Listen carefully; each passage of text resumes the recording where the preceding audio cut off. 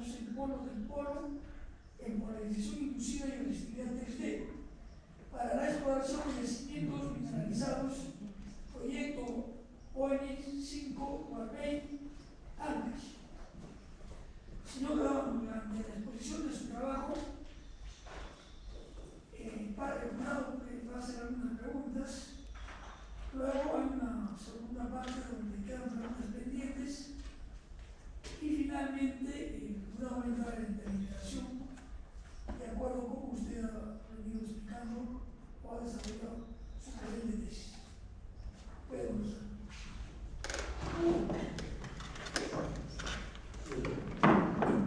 Buenos días, ante todo, excelente jurados, doctor Jorge Soto, doctor Cristóbal Condori, magíster Javier Picona. En esta oportunidad voy a salir esta investigación titulada Aplicación del arreglo doble offset polo de polo en polarización inducida y resistividad 3D para la exploración de yacimientos mineralizados. Proyecto Phoenix 5, Huarmey Antos. Cabe resaltar que yo fui partícipe de este proyecto justamente para evaluar esta metodología nueva del doble offset, este arreglo. Aquí tenemos el contenido de los por capítulos, de toda la investigación, las generalidades, con el problema, justificación, objetivos, metodología de estudio, el contexto geológico, la geomorfología de la zona, geología regional, local, estructuras, mineralización IOCG, es la mineralización de óxidos de hierro, cobre y oro. Los fundamentos teóricos también, tenemos lo que es resistividad, la polarización inducida en sí, el doble offset polo-dipolo, acoplamiento electromagnético, teoría de inversión, la instrumentación, adquisición y procesamiento en el capítulo 4. Ahí también abordamos el tema del programa REST 3D Inversion, los equipos que se han utilizado, el QC, que sea para el procesamiento de datos. En el capítulo 5 tenemos los resultados de la interpretación, con secciones, mapas y volúmenes también de sus superficies. Y al final tenemos un análisis de la aplicación del arreglo doble offset polo-dipolo y las conclusiones. Inicio con el capítulo 1 de generalidades. Bueno, siempre al plantearnos un problema surgen las preguntas. En este caso, ¿en qué medida este arreglo doble offset polo-dipolo aplicado a la polarización inducida y tomografía de resistividad eléctrica 3D mejora la caracterización de yacimientos mineralizados? Otra pregunta, ¿cómo cambia la resolución y la profundidad de investigación frente a los arreglos tradicionales? ¿Qué impacto tiene la calidad de los datos y la interpretación de los modelos 3D? Y la cuarta pregunta, ¿de qué manera optimiza la identificación y delimitación de cuerpos mineralizados y reduce los costos y tiempos de exploración? Bueno, los objetivos están relacionados con las preguntas del problema. En este caso, el primer objetivo sería validar la aplicación de este método, de este arreglo doble offset polo-dipolo de polarización inducida y tomografía de resistividad eléctrica 3D para mejorar la caracterización de los yacimientos en el proyecto Phoenix 5. El otro objetivo sería comparar su efecto, su resolución y profundidad frente a los arreglos tradicionales. El tercer objetivo es evaluar el aporte de este arreglo en la calidad de los datos y la interpretación de modelos 3D. Y como cuarto objetivo es determinar las ventajas que tiene el arreglo para delimitar los cuerpos mineralizados y optimizar costos y tiempos de exploración. La hipótesis de la investigación. La aplicación del arreglo doble offset polo-dipolo en polarización inducida y tomografía de resistividad eléctrica 3D mejora la caracterización de yacimientos mineralizados al ofrecer mayor resolución y mayor profundidad de investigación que los arreglos tradicionales, generando modelos 3D más confiables y contribuyendo a optimizar los costos y tiempos en la etapa de exploración. La justificación de la investigación es que en la exploración minera se requiere cada vez más profundidad, más precisión. Por eso es que este arreglo doble offset se justifica, ¿no? Porque nos da más resolución, más profundidad, reduce la incertidumbre y produce modelos más confiables para delimitar la mineralización. En este caso en el proyecto Phoenix 5. Y puede también utilizarse en futuras campañas que tengan de repente geologías similares, ¿no? Como el yacimiento de IOCG. El área de estudio. El proyecto Phoenix se ubica en la región Ancash, en la provincia de Guarmey, distrito de Culebras, localidad de Hoyos. Y se encuentra ubicada dentro del cuadrángulo geológico de Culebras, hoja 20G, según el ingeniero. Ahí tenemos las coordenadas UTM con una altitud promedio de 410 metros sobre el nivel del mar. Vemos ahí la accesibilidad, cómo se llega saliendo de Lima. Se parte de Lima, se va por toda la Panamericana Norte hasta llegar a Guarmey, a la provincia de Guarmey, y ahí a 10 minutos está el distrito de Culebras. Este es el río Culebras, el valle de Culebras. Entrando aguas arriba, ahí se encuentra la localidad de Hoyos. Cruzando el río está el proyecto Phoenix. Ahora ya están explotando también el mineral. Esto ha sido ya en los años 2015, 2020. Regresa. ¿Hay otro yacimiento minero cerca del área de estudio? Sí. Hay otros yacimientos informales. Inclusive han tenido problemas, han cerrado, abierto con toda la población. Sobre todo hay una comunidad que se llama El Molino. Ellos han sido los más conflictivos. Sí, toda esa zona está mineralizada. Contexto geológico. Vamos a hablar de la geología. Bueno, estas son fotos de la zona. En la primera foto vemos el valle del río Culebras. La foto se ha tomado desde el cerro Barrera, en la parte norte, digamos, hacia el sur, y esto baja ya hacia el Pacífico. Tenemos también las quebradas. Esta es en la misma zona ya de trabajo del cerro, digamos. El cerro es el que se ha atravesado, el cerro Barrera en realidad. Se ha atravesado con todas las líneas. Aquí también ahí está el campamento, donde hemos estado pernoctando todos los días. Ahí tenemos unos domos, este domo de granodiorita, por ejemplo. Y este es el cerro principal, el cerro Barrera. Las líneas se han hecho norte-sur. Ahí está el campamento donde dormimos todos los días. Y bueno, el infinito se ha puesto también cerca aquí a la zona del río, de los cuaternarios, ¿no? Porque es más húmedo también, a más o menos 1,5 kilómetros. La pendiente de esa elevación, ¿cuánto es más o menos?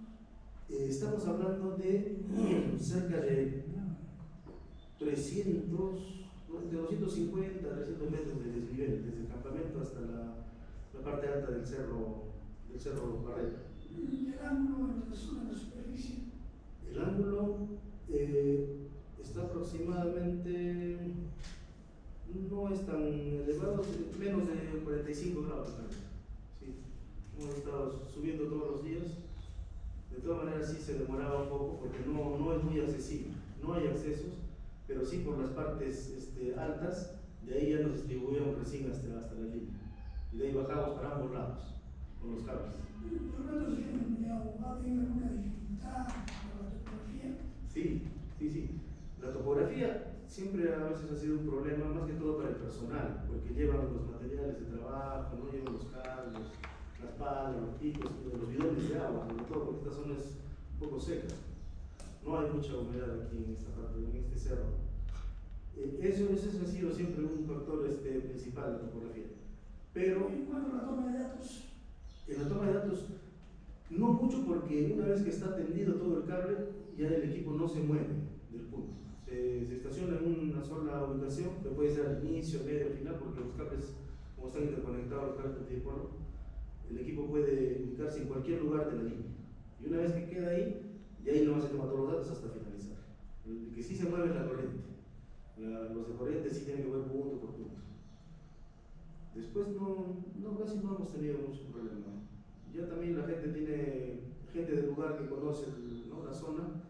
En ese caso nos han puesto también unos extranjeros, venezolanos, que algunos rendían, otros no. Entonces ya se les delegaba otras funciones también. presencia de ruido. Presencia de justamente con este arreglo que la línea de potencial está en un lado y la línea de corriente en otro, separados 100 metros en este caso, ha disminuido bastante el ruido. Ya no es como hacíamos misma línea la corriente y el potencial va avanzando y sacando los cables, ahí teníamos pues un poco de riesgo porque estaba muy cerca la corriente. En este caso ya ha disminuido bastante el acoplamiento electromagnético y todo eso.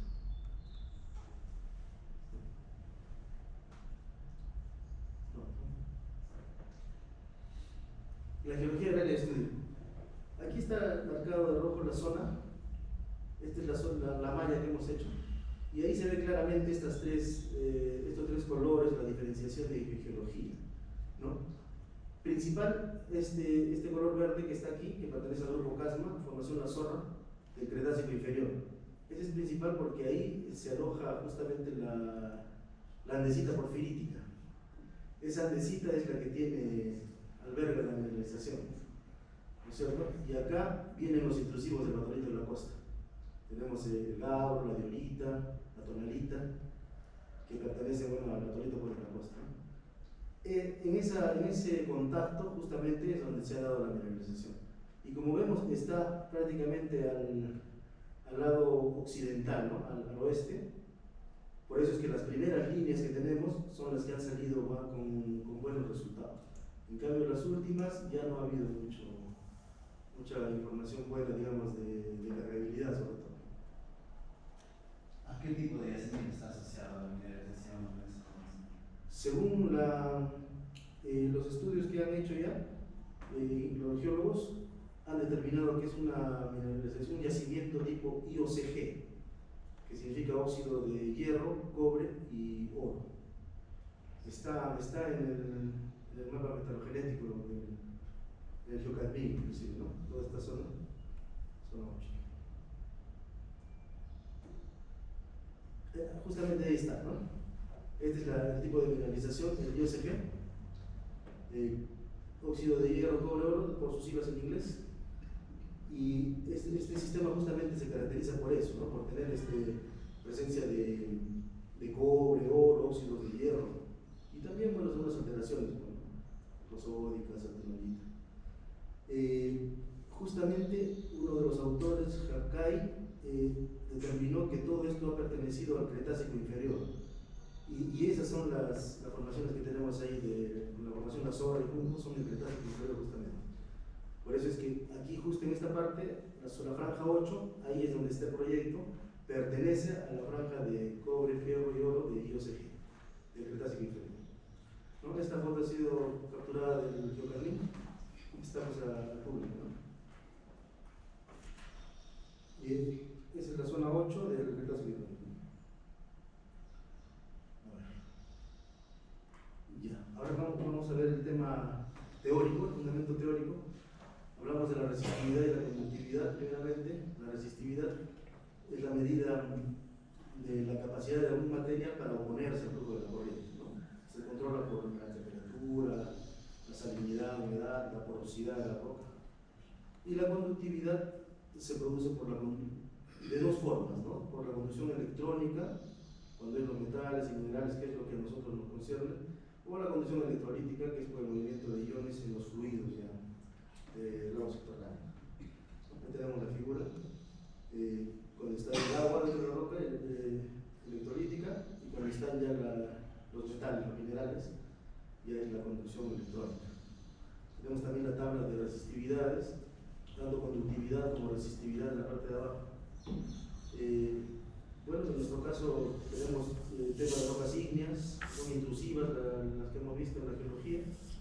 Están oscilando más o menos casi cerca del promedio de los 1000 ohmios metros de resistividad.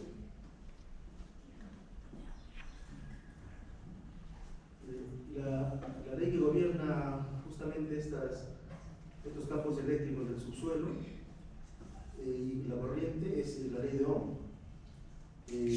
Nos habla de la resistencia, ¿no? La resistencia es igual a la diferencia de potencial sobre la densidad de la corriente. También se le ha agregado el factor de resistividad para poder utilizar en este caso esta muestra cilíndrica, su longitud y su área de sección, ¿no? Que bueno, en este caso es el círculo, pues es muy por para abajo. Pero aquí, esta es como fórmula general, aquí ya en el subsuelo tenemos un ejemplo más detallado, un polo de corriente, un polo de potencial. Al inyectar la corriente, bueno, definito el otro polo, al inyectar la corriente se generan pues, las superficies equipotenciales, ¿no? Pero en este caso para un solo polo de potencial. Entonces ahí es donde utilizamos el área de la superficie semiesférica, ¿no? Que ya viene a ser el 2 pi por r al cuadrado. La distancia es r, la distancia entre el polo corriente y el polo potencial, y al simplificar pues ya nos queda el 2 pi r al final, ¿cierto? Entonces ya cambiando también de orden, ya tenemos el potencial, resistividad, intensidad y 2 pi. Esto es importante por el tema de la distancia, ¿no? En este caso para un solo polo. Y de ahí justamente sale el factor geométrico, pero ya para dos polos de potencial. Aquí era para uno, aquí es para dos. Entonces, como es una diferencia de potencial, se hace la resta justamente de cada polo, tanto de M como de E. Ahí es importante las distancias entre los polos de corriente y los polos de potencial. Y luego, comparando las ecuaciones, obtenemos la resistividad aparente. Justamente es el factor K por la diferencia potencial entre el dipolo Mn sobre la intensidad de corriente entre los polos A y B. La resistividad se da en unidades de ohmios metro.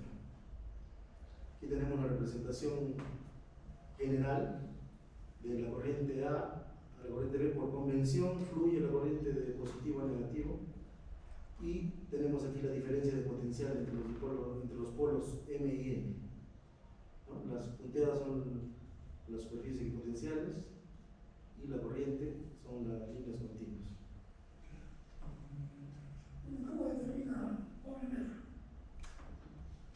Los ohmios metro, primeramente la resistencia en sí está en ohmios. Ahora la diferencia de potencial está en voltios o milivoltios también, y la intensidad de corriente está en amperios. Pero tenemos que hacer una simplificación de unidades en todo caso. Por ejemplo aquí, ¿no? El área con la longitud, se puede simplificar la longitud en este caso con el radio al cuadrado, ya nos queda solo metros, aquí ya nos quedaría metros a simplificar. Y diferencia de potencial sobre intensidad, que sería la resistencia, que es ohmios, ya nos quedarían los ohmios con los metros.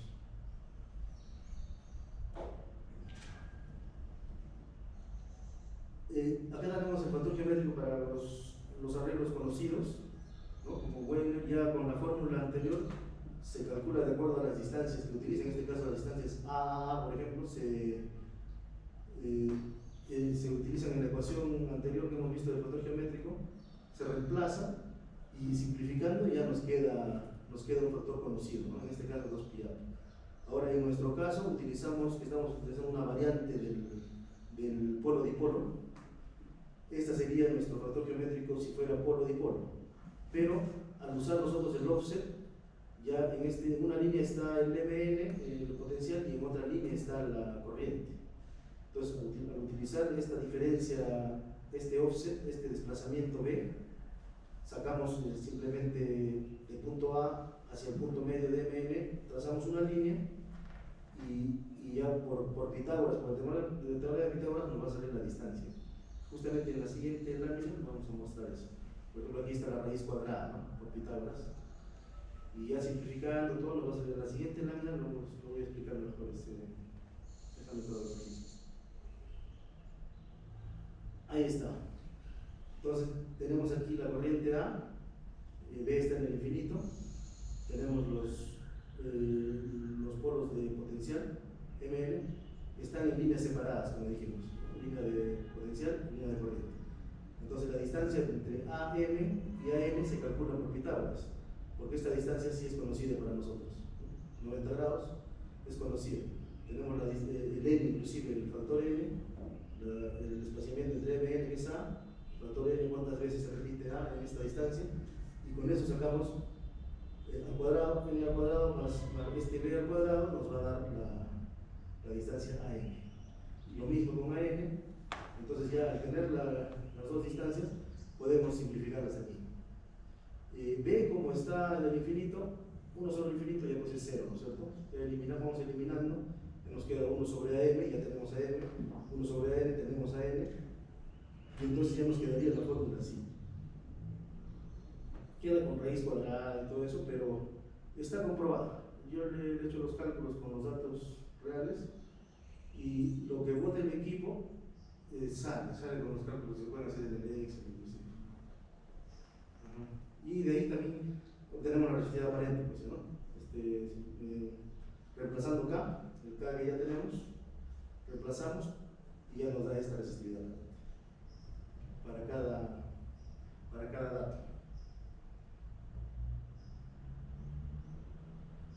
Regreso, el espaciado entre la línea de potencial y corriente, Sí, ves. ¿Cómo influye eso en la adición de datos? ¿Qué pasa si tengo un espaciado mayor? Claro, este arreglo en realidad ha sido diseñado por White Collins. Han hecho bastantes pruebas, ¿no? Primero, inclusive, la corriente estaba más cerca, a veces entre los potenciales, han hecho diferentes pruebas y han concluido que esta distancia, que es el doble, esta distancia es el doble que la distancia MN. Si acá es 50, acá es 100. En el original de ellos, acá era 100 y acá 200. Pero en nuestro caso, hemos hecho 50, 100. Y han determinado que no hay mucha interferencia. Si lo alejan más, yo creo que ya no va a llegar también bien la corriente pues, a los últimos dipolos. Entonces, ¿qué va a influenciar? ¿Cuál es la característica principal? Porque si quiere ir a experimentos, ya llegamos a esa conclusión. Sí. ¿El terreno cómo se comporta? El terreno, bueno, en este caso, como se ha probado, las pruebas que han hecho también en otros países, en Estados Unidos, me parece que es por Hawái, las pruebas que han hecho han sido en este tipo de zonas, que han sido mineralizadas con cobre, oro. Entonces parece que para este tipo de trabajos es excelente, porque nosotros hemos enterrado calaminas con agua, sal, y las corrientes no hemos tenido problema, porque está mineralizado para la zona. Pero creo que en zonas que no están mineralizadas va a ser un poco dificultoso, hay que de repente poner más calamina, pero en este caso no hemos tenido problemas. Como usted sabe, los terrenos tienen características diferentes. Sí. Usted, al principio de la ley, es la composición de las estructuras. Algunas son productivas, otras son distintas. Por eso yo quisiera establecer una norma así de corriente, es decir, una investigación detallada, ¿no? Hasta de repente entra otro tipo de estructuras, otra configuración. Es posible, pero esta es una configuración general, ¿no? Que sí se puede utilizar en distintos proyectos. Bueno, hasta ahora 2 veces hemos utilizado el arreglo, aquí en Guarmey y en Ayacucho, por Malco. No hemos tenido inconvenientes, no hemos tenido problemas, pero al igual que también en los métodos convencionales, en el polo dipolo que son normalmente, siempre ha habido lugares bien resistivos o si no con capas que se llevan la corriente, ¿no? Y ya no penetraba, por esos problemas creo que siempre ha habido. Luego no podemos decir que es 100% pues, confiable para todos los terrenos.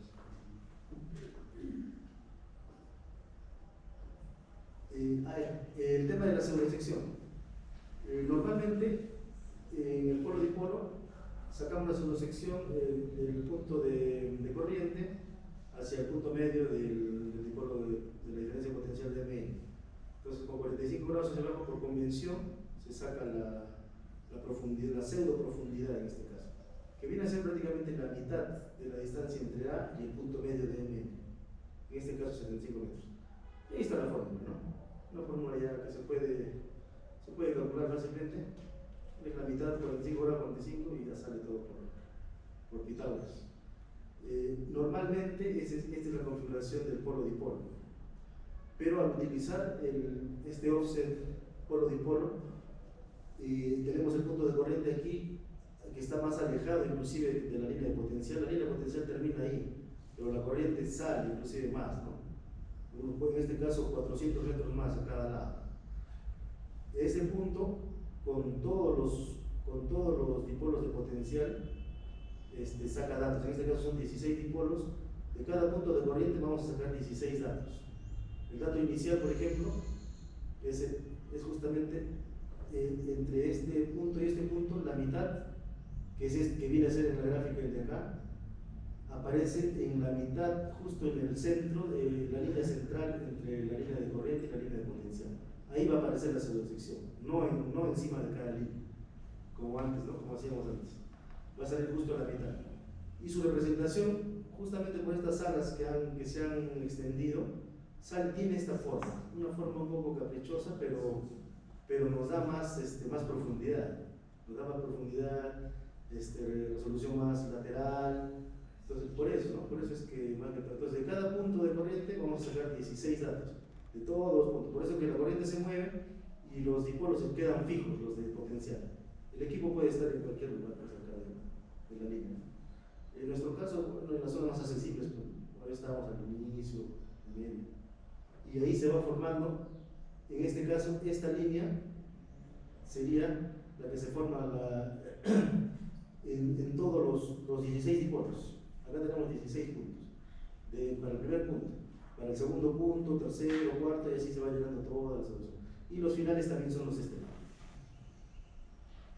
El tema es que pasa la corriente, una vez que pasa para el otro lado, ya pues los dipolos están como inversos, como invertidos, ¿cierto? Cada vez que pasa, por ejemplo, esta corriente de aquí que pasa justo al frente del potencial, ahí es donde se juntan las líneas equipotenciales, son prácticamente las mismas en MN y se aproxima a 0. Y ahí es donde hay que anular todos los puntos. Cada vez que pasa el punto de corriente, se anulan esos puntos. En este caso son pues 16 puntos, cuando pasa por el L son otros 16, ya son 32 puntos que hay que anular en realidad.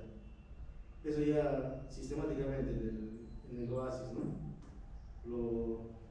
Hacemos una resta nomás de estos dipolos y cuando sale 0 ya lo eliminamos automáticamente. Eso en el QC lo vemos mejor. Es el acoplamiento nulo. Igual tiene su fórmula de pseudoprofundidad, igual que aquí, pero aquí ya con Pitágoras, ¿no? Con Pitágoras sacamos la pseudoprofundidad al igual que acá. Y ahí vamos armando, con esta fórmula podemos armar toda la pseudosección. Polarización inducida. Bueno, el fenómeno de la polarización inducida trata justamente aquí, como vemos en la figura, de que los materiales se pueden comportar como si fueran capacitores, como puedan retener carga eléctrica, al tener una corriente continua. Y al cortar la corriente, esa descarga, esa remanencia, no cae a 0 automáticamente, ¿no? Sino que se puede medir a medida que va decayendo los tiempos en milisegundos. Ese es el principio, ¿no? de la polarización inducida. Tenemos aquí la polarización inducida, la cargabilidad aparente, que es el voltaje secundario sobre el voltaje primario. El secundario justamente es la remanencia, el voltaje primario es cuando está la corriente continua. Esa diferencia que es adimensional en realidad, pero por convención se pone en milivoltios voltio, milivoltios sobre voltio. Así es como lo trabajamos. Ahí la figura, ¿qué le falta? A ver, tenemos la corriente, faltan las líneas equipotenciales. ¿De dónde? De A y B. Ese es el potencial De cada de inducción. Sí. Pero que usted va a medir el potencial, según el gráfico De la remanencia. entonces, ¿dónde están esos equipotenciales? Bueno, en realidad estos azules son los equipotenciales secundarios, o sea, de la remanencia, ¿no? Los azules. Pero los principales no están graficados. Los de A y B. ¿Y ese campo secundario qué es? ¿Es potencial o es corriente? El campo secundario es potencial, pero es potencial cuando se corta ya la corriente. Cuando el principal. Hay un año. Usted está en la figura, ahí dice usted positivo, negativo. Sí. ¿Qué significan las líneas azules? En este caso, como dice aquí, es un campo, ¿no? Es un campo secundario.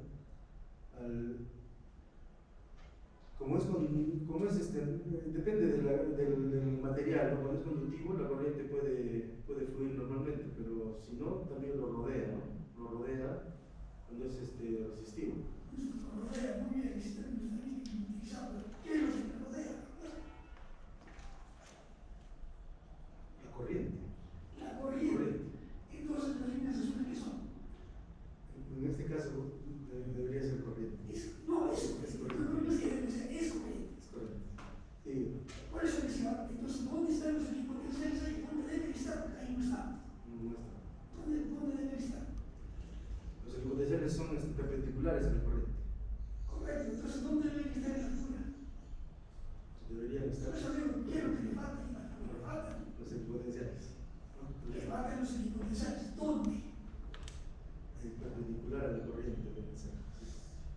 Primeramente también, bueno, cuando hay inyección de corriente también se generan campos equipotenciales, ¿no? Igual en Claro, cada. que siempre cuando usted entienda la corriente, correcto. Pero cuando se Cuando corta, César ya habla de equipotenciales, ¿hay emisión? ya se corta. Correcto.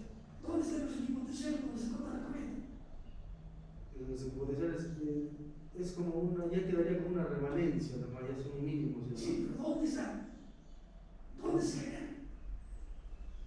Se generan ahí en el cuerpo, ¿no? Donde está la unión pues, de las.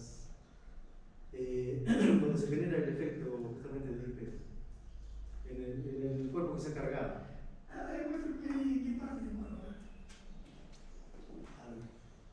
Ya, este es un conductor, ¿no? Este es un conductor. Por eso es que está pasando la corriente cuando hay corriente. Pero cuando cortan la corriente, bueno, en este caso, cuando ya no hay corriente, hay un campo secundario que queda. Un campo secundario que es el que se mide, el voltaje secundario. Cuando ya uno corta. ¿Dónde está? Ahí en la figura está.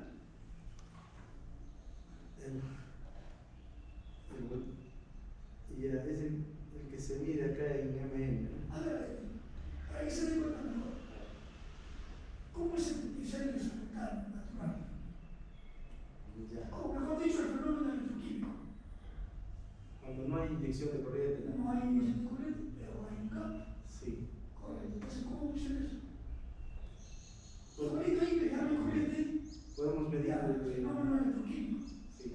¿Cómo es eso? El fenómeno electroquímico, hay un intercambio pues, ¿no? de electrones, positivos y negativos se juntan. En este caso, bueno, yo lo entendí como que es, como es un capacitor que se ha cargado con la corriente, pero al cortar la corriente se descarga, ¿no? Se descarga este material y esa descarga es la que medimos con el equipo, aparte ya del potencial primario, ¿no? La caída del potencial. La caída. ¿Cómo tiene el otro lado? Sí, acá. Ya. Esta es la caída del potencial. Y cuando es potencial natural, Cuando es potencial natural, o sea, no hay corriente, no se ha cargado el cuerpo. no se carga. ¿Cómo medimos ese potencial? Y ya son corrientes ya entonces naturales, son mínimas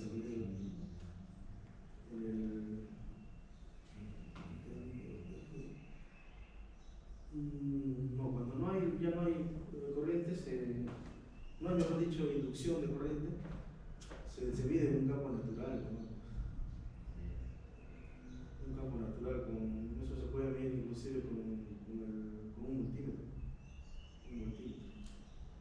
Y bueno, vamos a aclararlo. De repente se ha confundido con la figura, ¿no?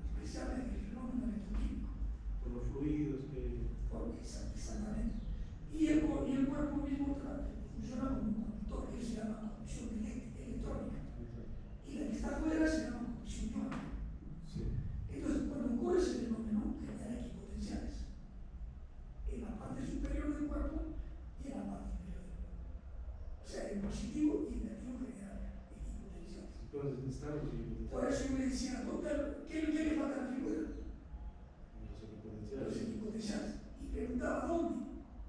Entonces, ¿cuánto? En un extremo y en el otro extremo.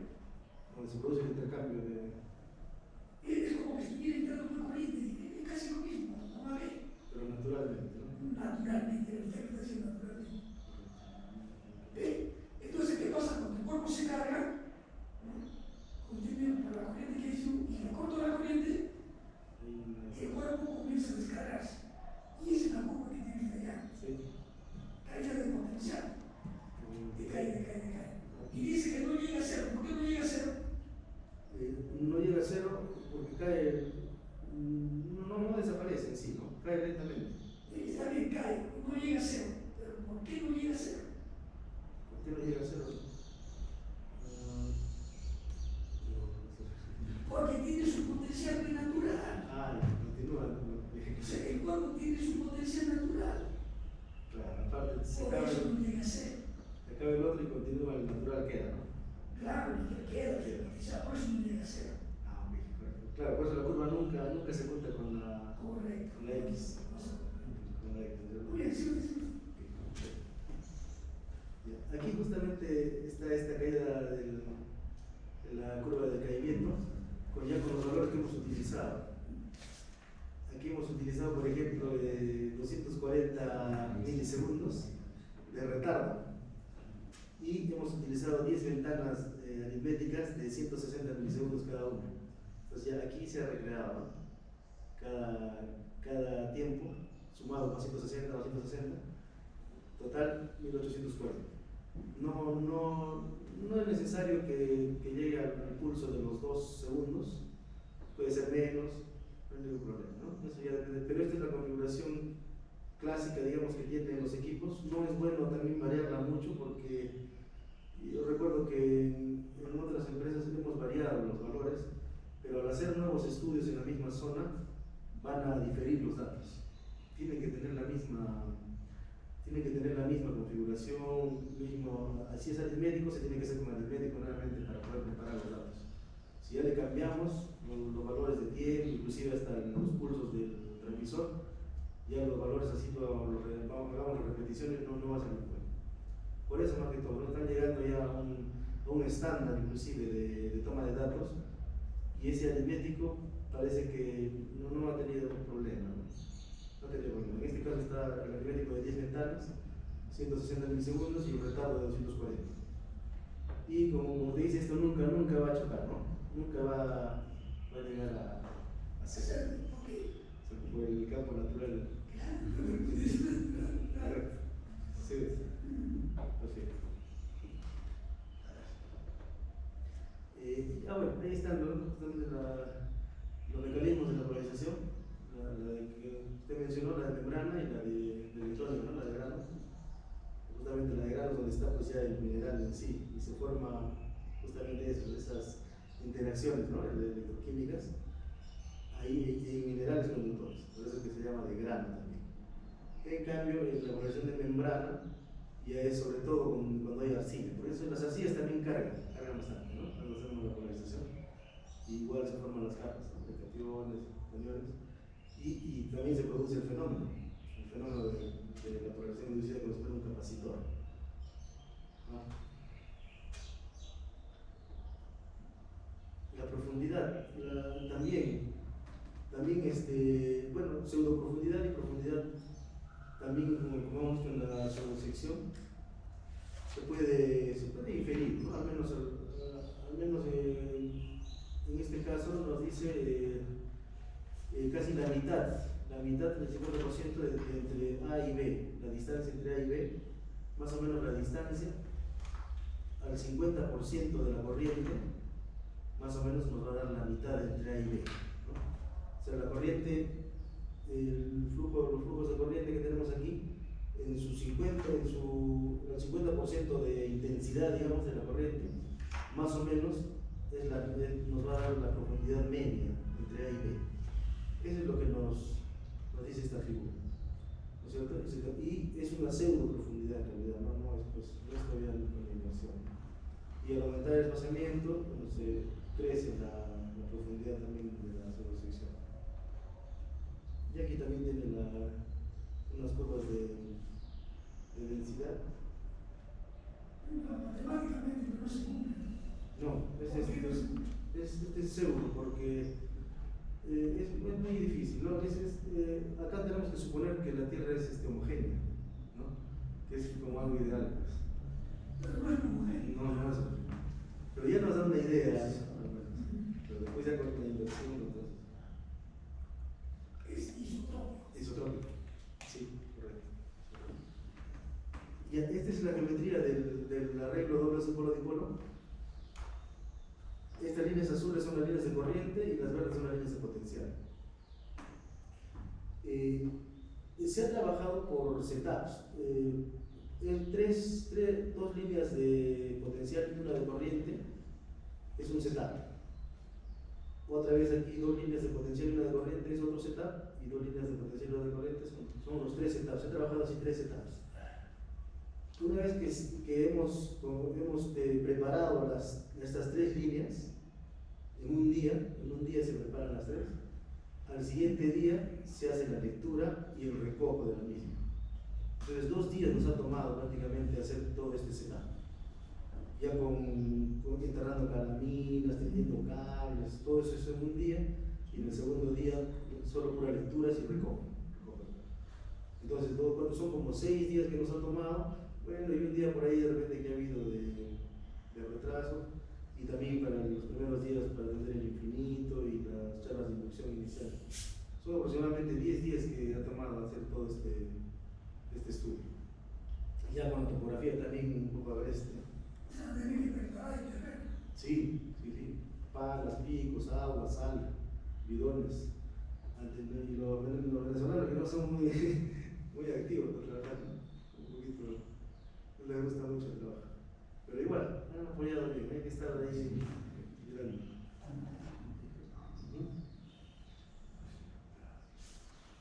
Ahí tenemos las coordenadas de cada línea. Como dijimos, esta nueva geometría es una variante en realidad del polo-dipolo. Y solo se puede invertir en 3D, en el RES 3D, ¿no? Si queremos hacerlo en 2D es un poco complicado. Ya tendríamos que sacarlo del volumen dimensional. Por eso es que no se puede casi en campo también dibujar o saber dónde más o menos está, porque cae inclusive en otra línea la respuesta, ¿no?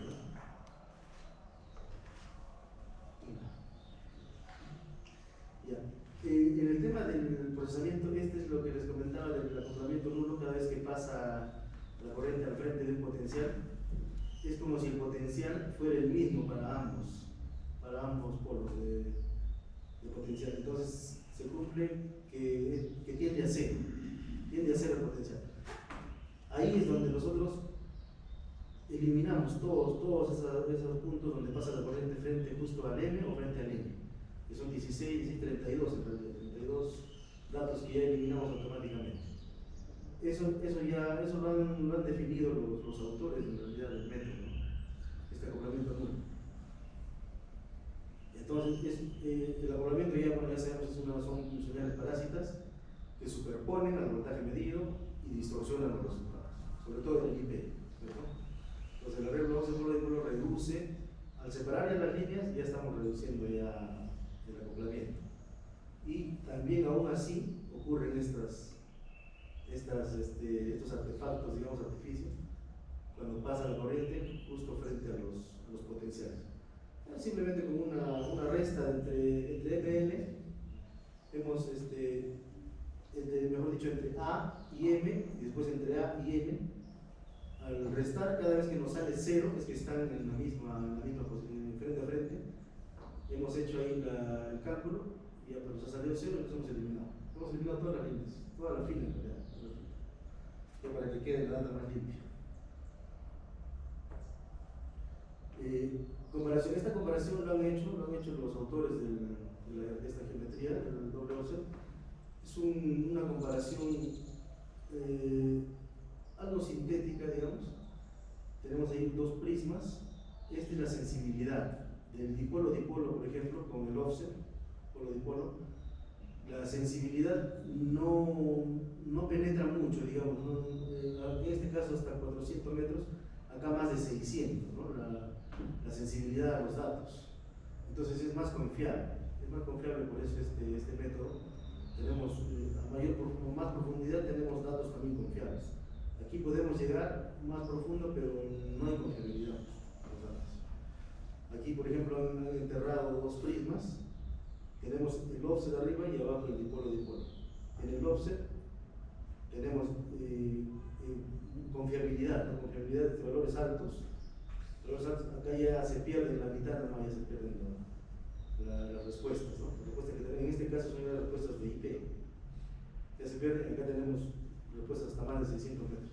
No es el doble la profundidad, pero es mayor, al menos un cuarto más, ¿no? de profundidad. El dipolo se compararon sensibilidad y resolución, ¿no? Sensibilidad aquí y la resolución allá. Tiene alcance limitado de 300 metros y la resolución allá, y el otro casi es el doble, no llega a ser el doble. Es un modelo sintético que se ha hecho aquí, ya como hemos explicado, la anomalía más débil, la anomalía con mejor resolución. ¿Qué ventajas tiene el doble offset polo-dipolo? Es más rápido. Sí, se optimiza el tiempo, se cubre mayor área también. Hasta en un día se puede hacer 1 kilómetro cuadrado. Dicen, bueno, por kilómetro cuadrado nosotros hablamos en kilómetros lineales en realidad, ¿no? Y la señal es más fuerte y de mayor profundidad, hasta el N20.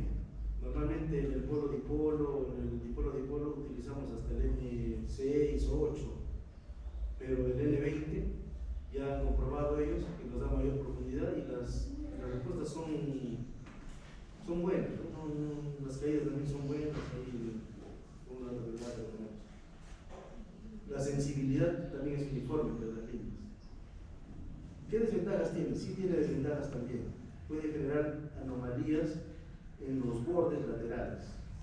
Sí, tiene tanta cobertura lateral que nos puede dar falsas anomalías a los extremos, más que todo, a los extremos de la malla. Y las pseudosecciones en campo no se pueden hacer, pues ya como antes hacíamos en línea, uno podía inclusive ir dibujando la sección, ahora ya no se puede, porque es complicado, ¿no? Como hemos visto la pseudosección al comienzo, es complicado dibujarla, ya no se puede decir en qué zona está la anomalía, pues. Tiene que ser con el software, ¿no? Y tenemos mayor cantidad de lecturas. No sé si será una desventaja eso, pero es bueno tener más lecturas, ¿cierto? Solo que vamos a demorar más en el procesamiento y en el QC. Un poco de teoría de inversión basado en el programa justamente REST-3D Inversion. El ciclo de la inversión inicia con un modelo inicial y ahí se hace el cálculo directo y se compara los datos calculados, se han calculado ahí con los datos que hemos medido nosotros. Y si el error es coherente, es bajo ya, entonces ahí termina la inversión. Pero normalmente no es así. Tiene que haber otra iteración hasta que los datos comparados tengan un error mínimo. Una vez que esté el error mínimo, recién ya podemos parar la inversión, ¿no? Normalmente a los 6, a la sexta o séptima iteración. Aquí vemos cómo el terreno se subdivide en celdas, la ecuación de Poisson, la conductividad, el potencial, y justamente con las fórmulas que hemos visto del rotor geométrico y la resistividad, Poisson ha hecho los cálculos para ese cálculo directo. O sea, con la data que hemos tomado, el software hace un cálculo previo primero, un cálculo así directo. Después ya recién mezcla con la topografía y ahí cambia todo, cambia toda la profundidad, todo, ya no es pues una zona plana, ¿no? ni cosa. Pero el cálculo directo primero sí, ¿no? Primero sí lo toma como si fueran cubos tridimensionales y cada cubo tiene una resistividad constante. Así lo toma primero el cálculo directo. Digamos como una pseudosección, ¿no? Pero en realidad no es así. Entonces, el cálculo modelo directo simula la respuesta del usuario, ¿no? A través del modelo discretizado, dividido en celdas con resistividades constantes. Ya, ahí está justamente la diferencia entre los valores observados de resistividad y los valores calculados. Y hay que minimizar el error. Al elevar al cuadrado este vector de discrepancia, hay que minimizar este error. En cada iteración tiene que ir minimizando hasta que ya nos dé un modelo concreto, al menos más realista. Gauss-Newton, el enfoque de los mínimos cuadrados, nos dice que se parte de un modelo inicial, ¿no? Igual como la resistividad de cada bloque tiene su resistividad, y se calcula una actualización de delta Q. Q viene a ser el vector de resistividad de cada bloque. Entonces una diferencia, ¿no?, de delta Q para la siguiente iteración. Entonces cada vez se va haciendo otra iteración, otra iteración, otra iteración. Inclusive ya ahí utiliza pues, la matriz jacobiana. Ya son cálculos más complejos.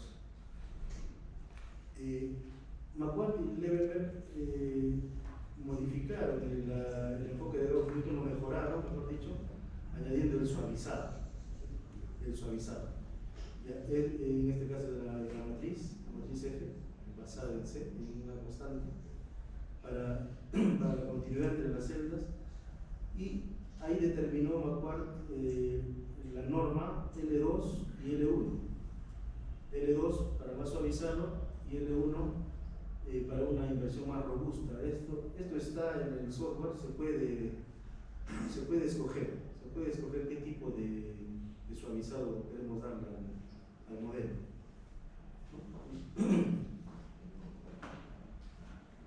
Y esta es la curva L, y como decíamos, las normas L1 son formas de suavizado para que el modelo sea estable.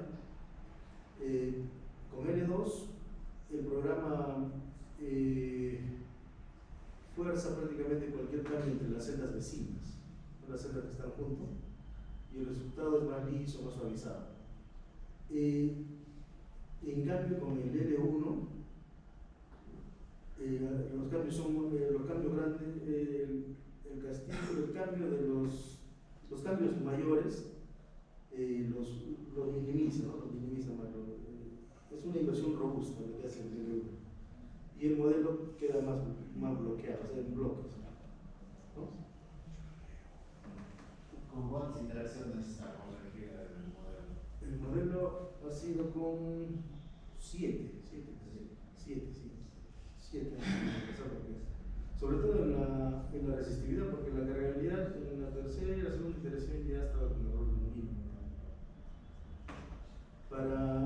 Para subir los datos al RES 3D, se hace un previo, una organización de los datos en este caso, en este programa de edición de textos, que es el UltraEdit. ¿No? Se le pone, ya el RES tiene varios modelos ya en 2D y acá también en 3D, ¿no? Tenemos sus títulos, en este caso cuántas líneas son, ¿no? En X son 9 líneas, y cuántas estaciones hay en cada línea, hay 33. Ahora el espaciamiento ya hemos dicho entre los potenciales es 50 y entre la corriente son 100. Ahora, el arreglo general es el código 11, pero el arreglo offset es el subarreglo 10. Tenemos la resistividad aparente, la cargabilidad, tenemos que poner el tiempo de retardo aquí y el pulso también del transmisor, es 2 segundos. Ahora toda la data ya tenemos que poner las coordenadas, en este caso coordenadas locales. Ya se ha estandarizado que hay que trabajar siempre con coordenadas locales, porque es más, ¿no?, es más sencillo darnos cuenta de manipular las líneas, ¿no? Y al final ponemos pues las coordenadas reales, ¿no? Un cambio rápido, ¿no? El 3 justamente es porque es polo-dipolo, porque tenemos uno de corriente y 2 de potencial. En este caso coordenadas locales, la línea 100, por ejemplo, estación 0. Acá este está en otra línea. Si este está en la línea 100, este está en la línea 0, porque estos dos están en la misma línea porque son los potenciales. Y la línea de corriente está en la siguiente, que es la línea 100. Y las estaciones en cada 50 metros, ¿no? La resistividad y la cargabilidad. Al final ponemos toda la malla topográfica aquí. Están las 9 líneas, 33 puntos cada una, En realidad, las de potencial tenían menos puntos, pero lo hemos completado todo, como si estuviera como. Bueno, la topografía no hay problema, ¿no? Para que ayude en la inversión. Y al final ya se culmina con los ceros. Ahí es donde recién el software reconoce ya toda la data y ya lo procesa automáticamente. No son de muy buena calidad y resolución las imágenes que saca el programa, por eso es que procedemos a exportarlo en X y Z y lo abrimos en el Oasis. En el Oasis ya le damos ya sacamos las secciones, sacamos plantas, volúmenes. Ahí es donde trabajamos mejor, el Oasis es más profesional en eso. En el tema de los equipos, bueno, ya tenemos el conocido receptor GDD y el transmisor de 5000 watts, el motor también de 6500, la radio que utilizamos siempre con todas las calaminas que enterramos, las estacas, el GPS con el que hacemos la topografía. Hay veces que el cliente tiene ya la topografía hecha o con estación total o con credencial, ya nos proporciona la topografía también. Pero cuando no hay nada, llevamos el navegador, porque las distancias son grandes, no se necesita mucha precisión. Y hemos usado dos receptores, uno para cada línea de recepción. La corriente pasa una vez, pero los receptores al mismo tiempo toman las dos lecturas. El generador ya está ahí, el navegador GPS que hemos visto. Y el parámetro, bueno, hemos hecho el dominio del tiempo, ¿no? Normalmente en minería se hace el dominio del tiempo. Las líneas cada 100 metros separadas, la configuración del doble offset y la separación de dipolos es 50 y en algunos casos ha sido 100, como viste en las salas externas de la corriente al menos, ¿no? La profundidad que aproximadamente se ha llegado es 500 a 550 metros, con separaciones de 50. Si fueran de 100 como es el arreglo original, hubiéramos pasado cerca a los 1000, ¿no? Los 1000 metros de profundidad. Y el factor de separación N1 hasta N23. Las ventanas de medición, ya dijimos, tienen ventanas altimétricas de 160 segundos, el tiempo de retraso, 240. Stacks, 10 stacks. Ya hemos configurado eso en el PDA, en el equipo. Y 2 repeticiones se han tomado de todas maneras para cada estación. Tenemos la malla de estudio con topografía. Ahí está cada setup. Cada setup estaba conformado por una línea de corriente y 2 líneas de potencial, ¿no? Los 3 setups, 9 líneas, sus coordenadas UTM, en el medidor GS84 en la zona 17, pertenece ahí a la zona de Guarney. Este arreglo se ha implementado 9 líneas, como dijimos, norte-sur, separadas cada 100 metros y etiquetadas L0 hasta L800, separadas cada 100, ¿no? L100, L200 en esta zona. Y las líneas de recepción, son 6 y las de transmisión son las rojas 3. Y la longitud es 800 metros y 1600 las de corriente, ¿no? La topografía se marcó con cinta topográfica, hitos de roca, cada 50 a 100 metros. Los electrodos de corriente, Sí. ¿qué electrodos estamos usando y qué electrodos de potencial? No, hemos usado calamina para todos. Sí, los electrodos de corriente. También y para los potenciales también. También. Para todos hemos usado calamina. Una calamina. Por ser muy resistible. Una calamina, sí. Una calamina bien preparada, con agua, sal. Ya en algún caso extremo hemos aumentado estacas de acero. Cuando la corriente no quería pasar al menos, ya con las estacas ha funcionado. Sí, pero una calamina por punto. A 40 centímetros de profundidad. Ahí tenemos, por ejemplo, el infinito. Normalmente lo preparamos así, ¿no? Con una dona a 40 centímetros de profundidad, 15 calaminas más o menos, con agua, sal y interconectados todos, ¿no? Uno solo. Ese es lo primero que hacemos antes de iniciar el proyecto del infinito, ¿no? La introducción al personal y el infinito, eso es lo primero que se hace. Y ahí está el tendido de cables de corriente y potencial. También todo eso en un día tenemos que tratar de avanzar, ¿no? Los tendidos. Los datos también, ya cuando está tendido todo, ya se adquieren pues, con los 2 receptores en este caso, ¿no? 2 operadores hemos tenido, dos receptores y un solo transmisor. Un pulso de corriente y ambos equipos lecturan al mismo tiempo. Los cables son de 24 hilos, pero siempre respetando pues, las normas de seguridad, ¿no? Ya de acuerdo a la empresa, con los EPPs, los implementos. Ya, ahí antes de la inversión, lógicamente hacemos el QC de los datos en el Oasis, el programa del Oasis. Cada curva de decaimiento se analiza. En nuestro caso no hemos tenido mayor problema, las curvas han estado muy bien, prácticamente todo, más del 90%. ¿No? Aquí como se ven las curvas, no ha habido acoplamiento, ya hemos eliminado el acoplamiento nulo y nos han quedado la data prácticamente limpia. No hemos tenido muchas correcciones ahí, ¿no? Como dice aquí, por ejemplo, ¿no? Se ha eliminado el 60%, mentiras con ruido. Las lecturas que se han validado son casi el total, se han rechazado pocas, ¿no? Y ahí está, el BP que hemos tenido ha sido desde 18 a 2800, o sea, ha sido un BP excelente. Porque hasta uno normalmente a veces bajamos. La corriente desde 120 milivoltios hasta 3000, ¿no? 3800. Así hemos utilizado. Las dos reposiciones, los stacks, ¿no? La relatividad, el voltaje primario, un hecho mayor a 1 sí está sobrepasado.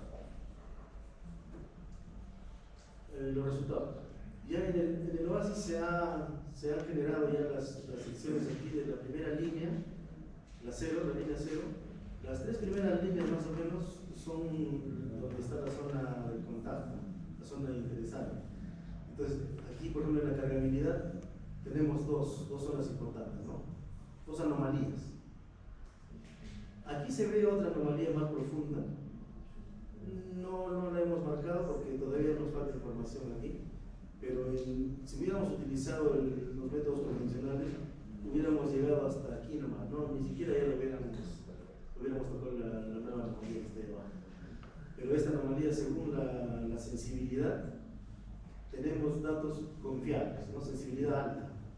Sensibilidad alta, entonces estos datos son confiables, no son ruidos ni artefactos de la inversión, son confiables.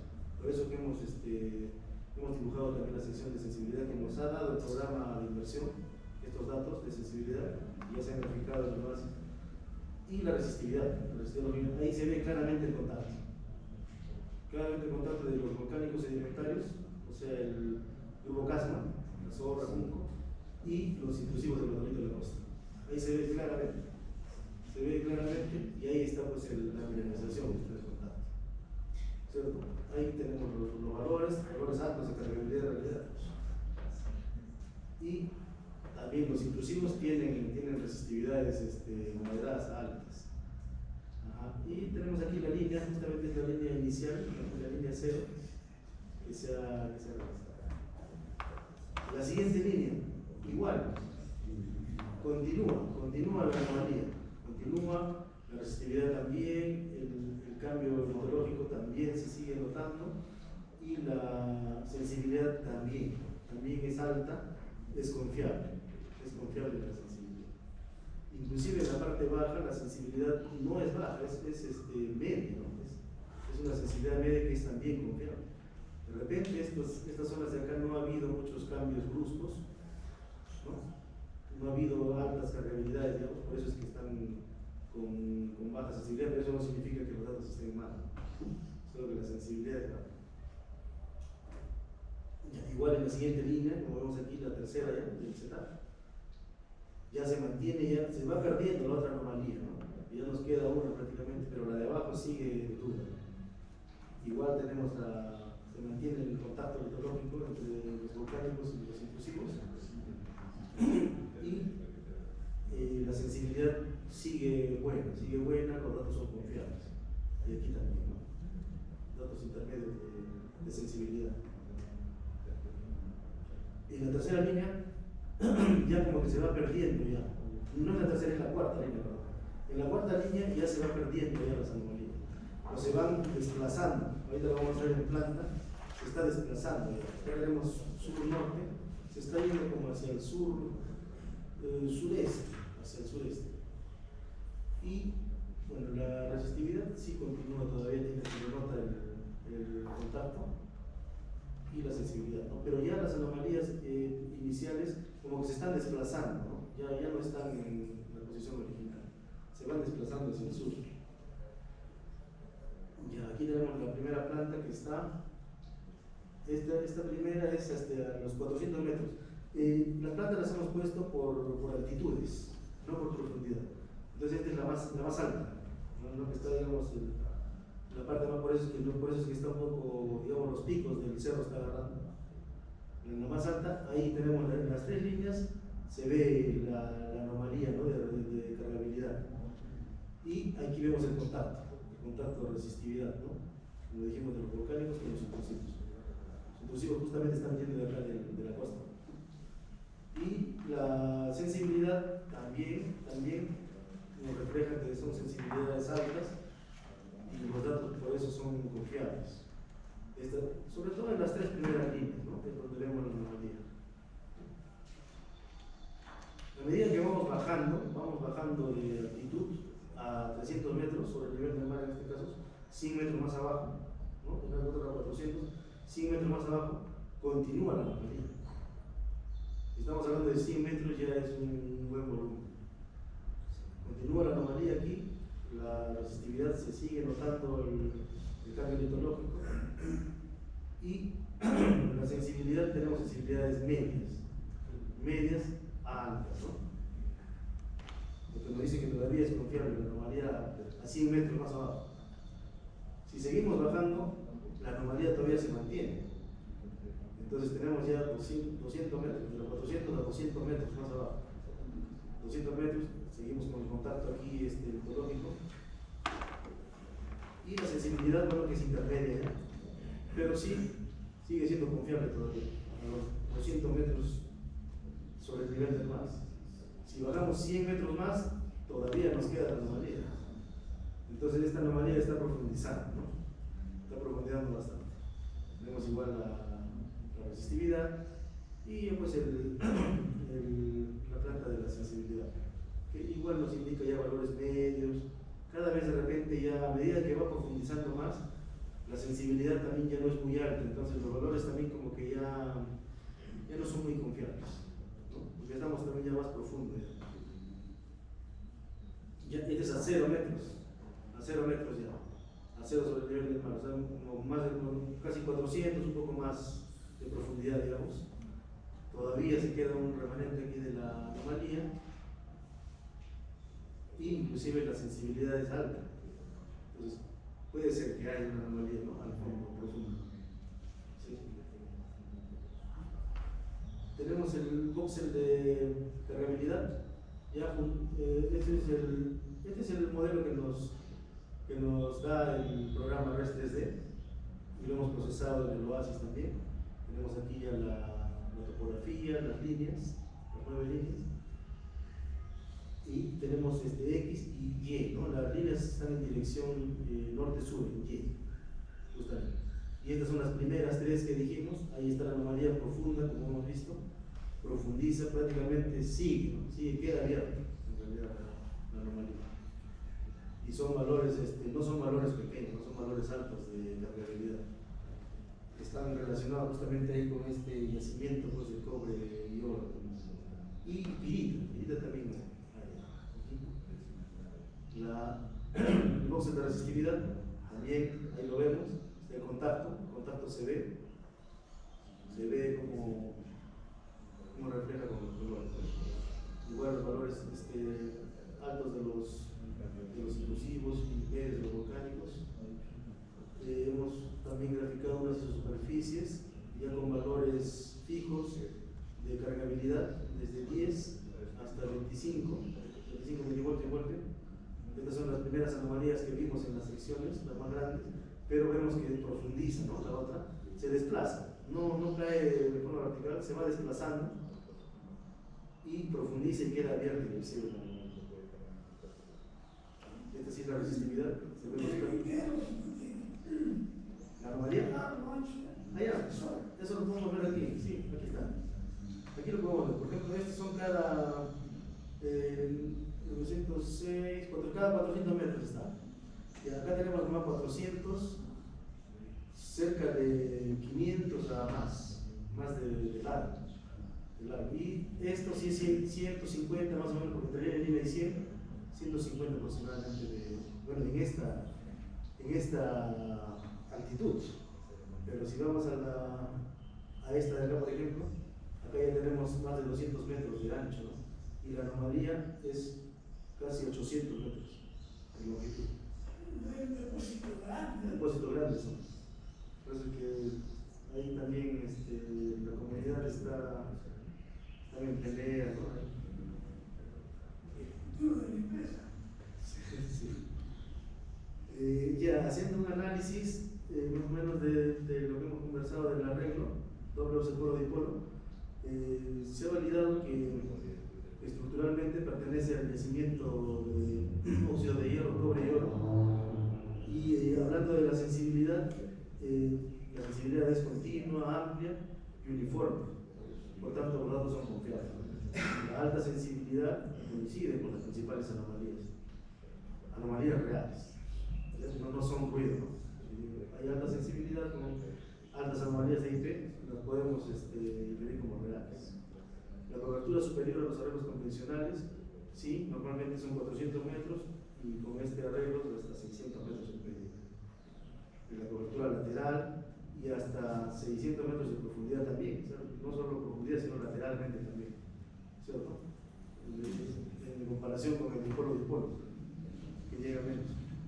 Y las zonas periféricas de baja sensibilidad, los contornos, coinciden con ausencia de anomalías. Cuando ya no hay anomalías, ya no hay mucha sensibilidad, las sensibilidades son bajas. Pero la verdad no significa que nada esté mal. Y hay coherencia.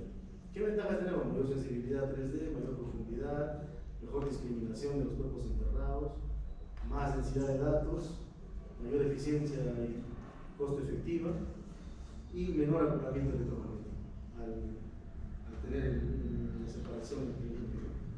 Acá tenemos más o menos una comparación de la sección 0, la sección de la línea inicial. Se ha sobrepuesto aquí una sección que sería si utilizáramos solo la línea de potencial de los 16 dipolos, sin la línea de corriente del offset, ¿no? Entonces, prácticamente estaríamos perdiendo toda esta profundidad. Esta anomalía ya no la veríamos, ¿no? Solo veríamos las de arriba, las principales. En cambio, con el offset, agrandando las líneas de corriente, ya tenemos todas. No es el doble, pero sí se ve más, ¿no? Es más profundo. Conclusiones. El doble offset polo dipolo generó el modelo más profundo y más confiable en el proyecto Phoenix, aproximadamente 500 metros de profundidad. La cargabilidad delimita un corredor sulfurado, claro, son sulfuros, en realidad son sulfuros, que nos ha detectado el IP, con máximos de 20 hasta 26 milivoltios concentrados entre las líneas 0 y la línea 100, que van disminuyendo en la 200, que hacen a 300 y 800 y prácticamente desaparece la mayoría. Lateralmente, en la profundidad. La resistividad respalda el modelo, alta cargabilidad coincide con valores medios de resistividad, que es en este caso son rocas ya conocidas, los inducidos que tienen resistividades medias altas, pero controladas por sulfuro, hay sulfuración. De 1500 a 1200 ohmios metros. La mineralización se hospeda en la andesita porfirítica. Esta justamente es el volcánico sedimentario del grupo Casma. Y su contacto con los volcanes sedimentaриos. Entonces, con la andesita porfirítica y los intrusivos tenemos el contacto. La sensibilidad valida las anomalías, ¿no? Alta en las primeras líneas y ya va bajando la sensibilidad en las líneas del este. Porque hay falta de respuesta de anomalías. En conjunto, el proyecto Phoenix 5 presenta un sistema de óxidos de hierro, cobre y oro, continuo entre las líneas L0 y L5, con prolongación hasta la L200 y sin mineralización significativa hacia el este. Entonces se recomienda a las futuras campañas delinear el cuerpo lenticular y la extensión vertical bajo el control futuro. ¿Qué se recomienda? Bueno, la diamantina, lógicamente, ya se han localizado, se han ubicado las zonas ya importantes, las profundidades también de las anomalías, sobre todo en las primeras líneas, ¿no? Entre la 0 y la 200, porque tenemos alta progresión inducida y resistividades medias. Eso confirma que esta mineralización se da también en mantos, tipo mantos.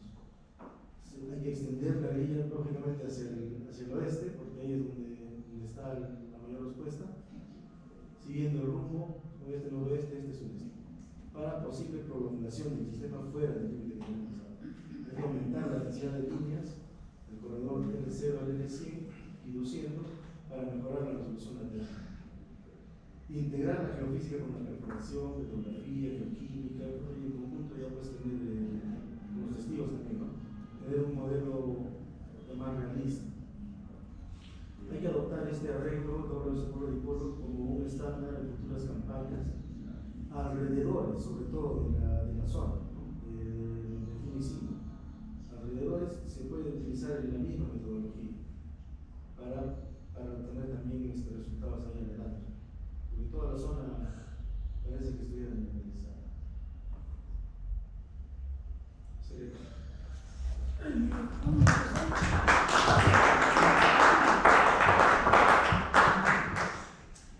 Vamos a pasar a la segunda etapa sin que haya algunas preguntas pendientes por parte del jurado. Vamos a seguir al magisterio. Bien, señor Redondo, en primer lugar felicitarlo por su brillante exposición. Nos ha llevado de la mano con todo el trabajo que ha hecho con esta investigación. Sabemos el trabajo que usted desarrolla en el campo, la experiencia que usted tiene en el campo respecto a las labores que ha desarrollado en esta investigación. Pero yo quería preguntarle aquí, en su figura número 17, donde muestra, digamos, las líneas del trabajo que usted ha realizado en el campo, este trabajo se evidencia, a ver si nos fijamos exactamente en las líneas de la topografía. Esa es esta, exacto, ahí.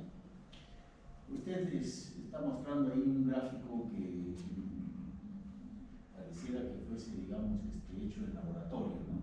Y en el campo es otra cosa, ¿no? En el campo es complicadísimo, ¿no? Yo por experiencia he trabajado bastante en el campo, pero es bien complicado llevar un alineamiento como lo que está mostrando ahí en esa figura. Eso está bien. No, sí, como le comentaba, utilizamos el GPS, pero llegamos a los puntos. No nos desplazaremos pues un par de metros, pero no más. Siempre llegamos al punto.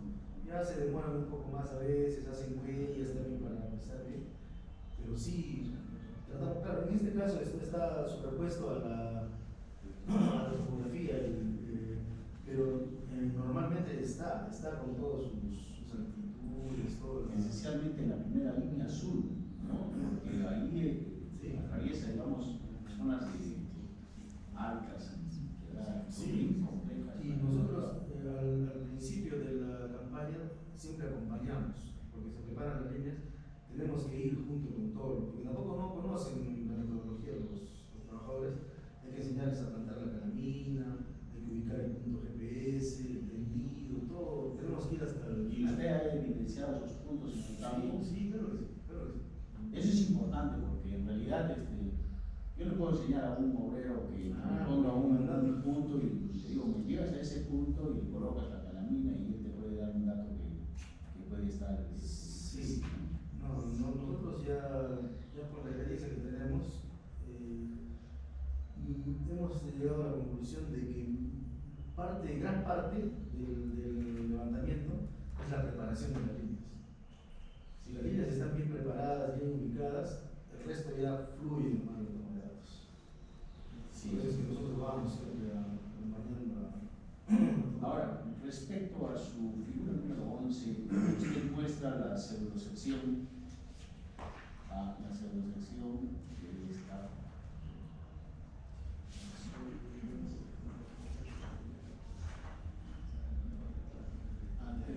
Doble OCE, la segunda sección. Sí, el doble OCE.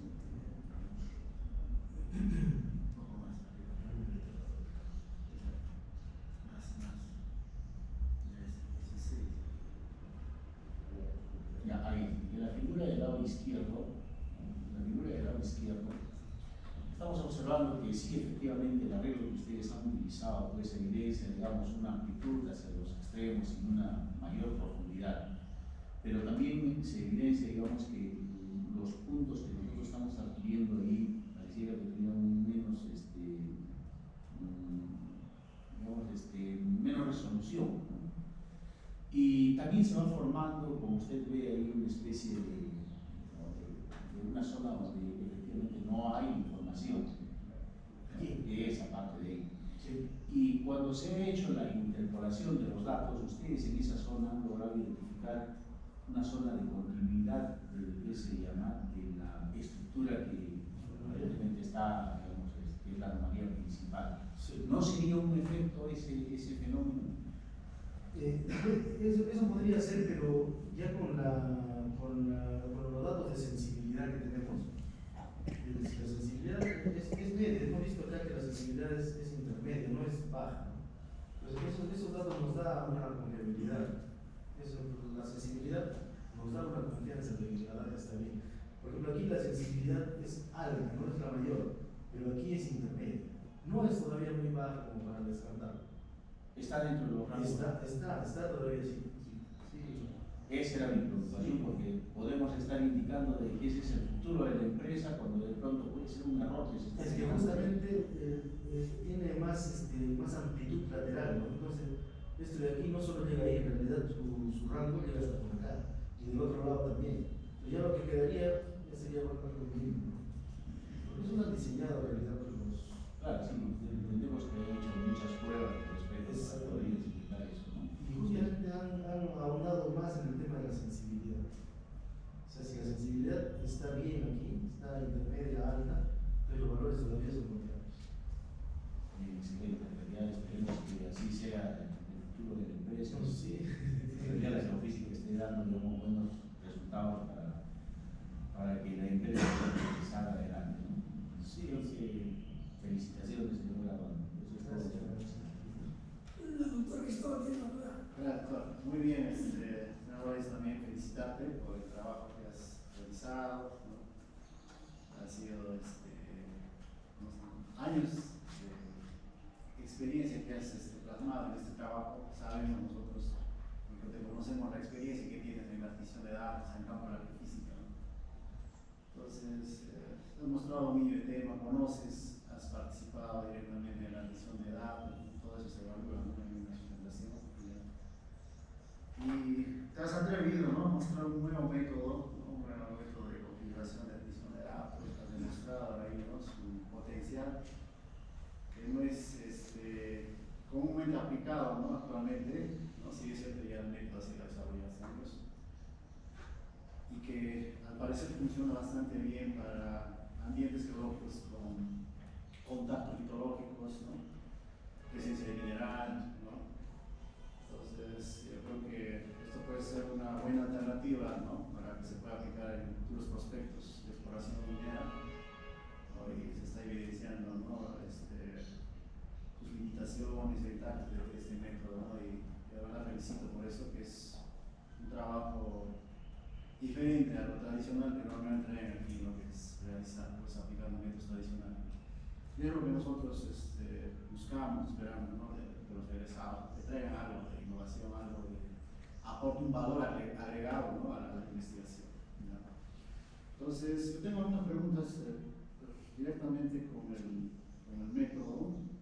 Con respecto a la adquisición de datos, en comparación con los métodos tradicionales, ¿cuánto más se requiere en tiempo con este método de OCE? Si bien es cierto, requiere, pues, ¿no?, tomar bastantes datos, hay un volumen y cantidad de datos, y eso es bueno en parte para el análisis y procesamiento, sí tiene un buen control de ruido, pero el tema de la logística, de la inversión, ¿no?, ¿qué tanto es la diferencia de los costos?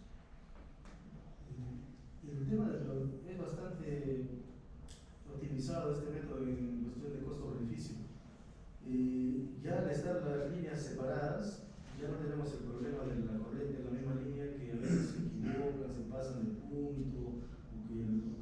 inclusive poner encima del potencial de la corriente. Entonces todo eso quita tiempo y tiene que estar un observador aparte de nosotros yendo punto por punto. Pero en este caso, la corriente está en una línea, ya está aparte, ¿no? Están solos ahí, ponen el punto, siguen avanzando en la línea ya, y las otras líneas no se mueven los receptores. Entonces eso optimiza bastante el tiempo, porque en otros métodos también hay que estar moviendo el receptor, hay que estar cargándolo y la topografía así no se puede. En cambio en este caso buscas un punto accesible, pones el receptor y hasta finalizar el setup queda ahí y ya sale. Entonces el tiempo no es la mitad, digamos, pero sí se optimiza bastante. Se optimiza bastante. La otra pregunta es, en los métodos electromagnéticos, la influencia de la topografía sí es notoria en las altas frecuencias, se ha demostrado y hay artículos sobre eso. En este método, ¿no?, de polarización inducida, ¿no?, trabaja en un medio bastante con variación topográfica bien alta, ¿no? Entonces, no me queda claro la respuesta, ¿no? Yo le pregunto al doctor aquí. ¿Realmente tiene influencia en la adquisición de datos? ¿Cómo influye la topografía, por ejemplo, en el doble óseo? ¿Cuál sería la influencia? ¿O no hay? No, sí, no solo en el doble óseo, creo que en todos los arreglos, la topografía juega un papel importante. Y claro, hay que tener la topografía exacta. Normalmente nosotros vamos con navegador, ¿no? Pero si es más precisa, mejor. Pero ya eso depende del software de inversión. El software de inversión es el que ya integra la topografía con toda nuestra data. Ahí cambian drásticamente las profundidades, ¿no?, la sensibilidad lateral, todo. Entonces, yo creo que hay que configurar bien el programa de inversión. Si es que se tiene más datos, ¿no? Si tú tienes datos geológicos, puedes ya ponerle algunos parámetros iniciales a.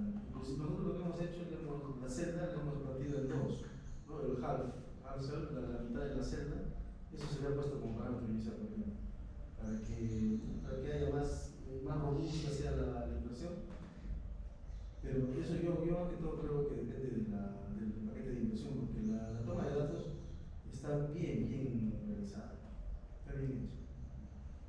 Y finalmente, a la pregunta que dijo el colega Javier con respecto a esa intersección, sus puntos, si se ha demostrado a través de valores de sensibilidad, ¿no?, esa parte vacía, de repente, lo ideal sería, ¿no?, completar, ¿no?, esos puntos de distribución, ¿no?, porque eso genera realmente confusión, puede ser una interpolación forzada, ¿no?, y eso puede estar arrastrando, ¿no?, un valor ahí, ¿no?, al no tener mayor cantidad de datos puede generar un artefacto, ¿no?, entonces eso no se puede poner en una interpretación. Entonces es cuestión de revisar un poco y completar, ¿no?, si realmente Nosotros podemos agregarle, por ejemplo, aquí más tipos de potencial para obtener datos aquí, ¿no?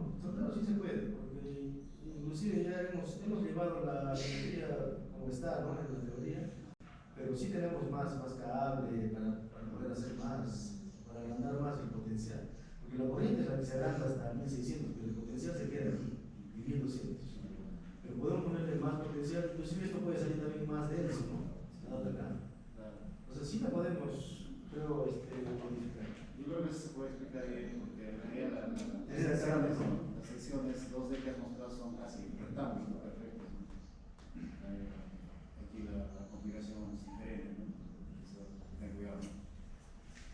Creo que sería todo de parte, doctor. Muchas gracias. Muy bien. Finalmente yo también, bueno, tengo que felicitarlo porque demuestra mucha experiencia, conocimiento de campo de tus trabajos. Sin embargo, acá hay algunas preguntas, ¿no? He visto que solamente la caranquea andaba en milivoltios por contra. Sí. No han sacado un porcentaje. El voltio normalmente, casi siempre hemos trabajado así. ¿En la zona han hecho geoquímica? Podemos estar nosotros, no, pero me parece que después han hecho estudios de bioquímica, medio ambiente, biología. ¿Y no he tenido oportunidad de ver ese trabajo de geoquímica? No.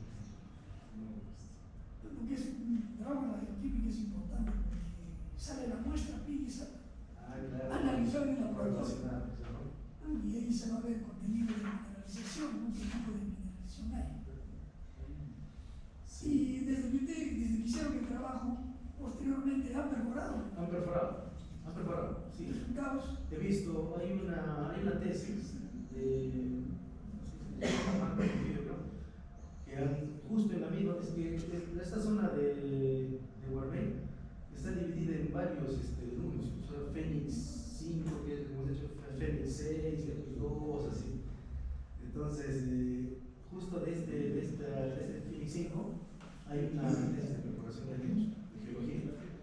Entonces, justo como estuvimos comentando con el profesor, ha coincidido con las primeras líneas que tengo y aparte han hecho perforaciones más al oeste que no tengo información, pero al menos con las que hemos indicado nosotros las tres primeras líneas, ha coincidido porque está ahí la localización. Y alguien decidió que esa información no hiciera. Sí, ya no me da mucho tiempo, pero sí. Porque es una prueba física, ¿no? del trabajo. Está con coordenadas, inclusive está con sus coordenadas, usamiento. Sí, realmente lo podemos agregar. Sí, digamos. Sí. Una preparación, un trabajo. Ya es. Superponer, ¿no? Exacto. Eso da, digamos, más confianza a la ejecución del trabajo de la física. Eso, sí, claro. Pero sí le he corroborado. Yo ya le leí esa tesis, le he corroborado. No la menciona en el programa. No lo he mencionado, pero sí le he corroborado. Ahí está en la pública. Muy bien, eso sería todo. Vamos a pasar a terminar. Vamos a invitar a la sala. Tirar unos minutos. Son unos minutos para.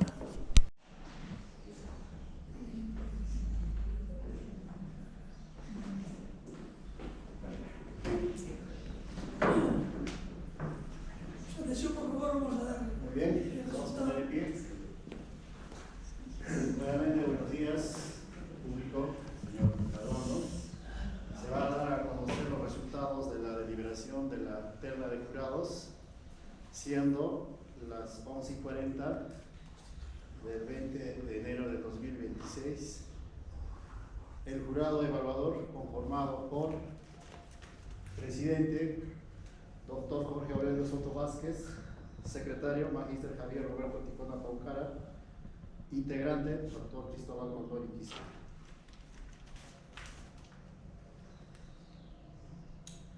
Han revisado la documentación presentada, han escuchado la sustentación efectuada por el graduando y analizado las respuestas a los cuestionamientos efectuados por esta terna, y luego de la deliberación correspondiente, el jurado evaluador ha visto por conveniente aprobar por unanimidad.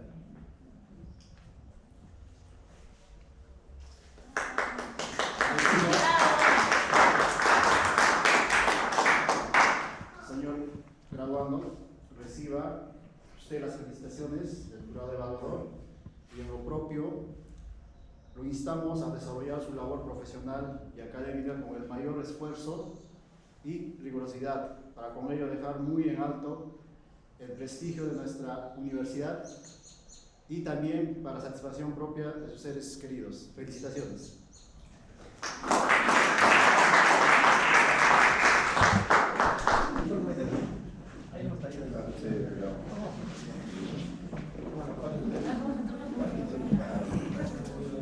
Ajá, un saludito.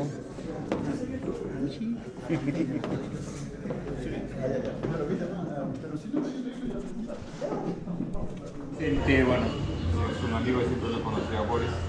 Hace 10 años que debió graduarse. Tuve la oportunidad de estar de decano, ya había traído su de tesis, pero se ha demorado por motivo de trabajo. Pero siempre es una satisfacción, al menos para los docentes, que uno es egresado se pueda graduar, sea profesional. Y por conveniente nosotros los docentes nos sentimos muy satisfechos de que estén logrando su experiencia de vida profesional. Realmente ya lo que usted también, Boris, lo que ahora es desear éxitos, continuar con su capacitación, porque nunca hay que recomendar, hay que seguir teniendo maestría, doctorado, porque a veces siempre tenemos servicios, sacrificios, servicios, pero a veces hay que parar, hay que tener siempre un objetivo, y esta es la capacitación, por ejemplo, para la universidad certificada. Entonces,